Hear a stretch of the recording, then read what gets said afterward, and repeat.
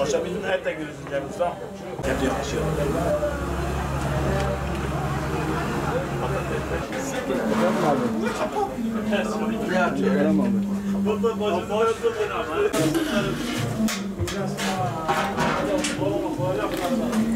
Bingöl ilinden geliyorum. Umut Kervanı aracılığıyla Allah razı olsun onların vesile olmasının sebebiyle buraya geldik. Bu kardeşlerimizin zor gününde kardeşlerimizin yanında olduk. Günlük 25-30 bin kişilik yemek, sıcak yemek veriyoruz. Ekstradan 7-24 sıcak çorbamız var.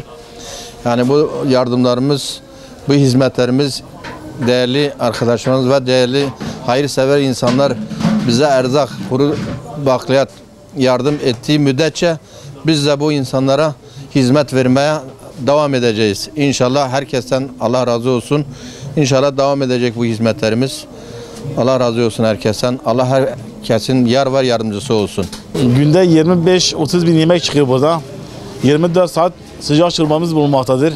Umut Kervanı olarak dışarıda gelen yardımlarla birlikte hakkımızı mahcup etmeye, mağdur etmemeye çalışıyoruz.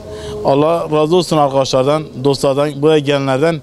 İnşallah daha iyi olacak. İnşallah Allah bize bu günleri kardeşlik, birlik, beraberlik günler olarak tekrar hatırlatacaktır inşallah. Bizim kuru gıdaya, bakliyata bir de suya ihtiyacımız var burada. Sular içilmediği için normal hazır su yemeği kullanıyoruz.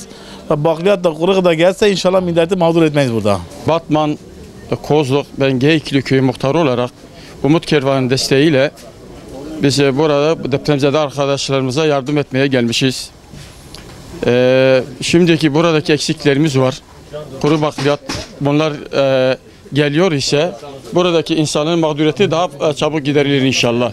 Bütün depremzede vatandaşlarıma yardım etmek için tüm vatandaşlarımıza yardım istiyoruz, talep ediyoruz. Yardım edenlerden Rabbim hayırlarını kabul etsin inşallah.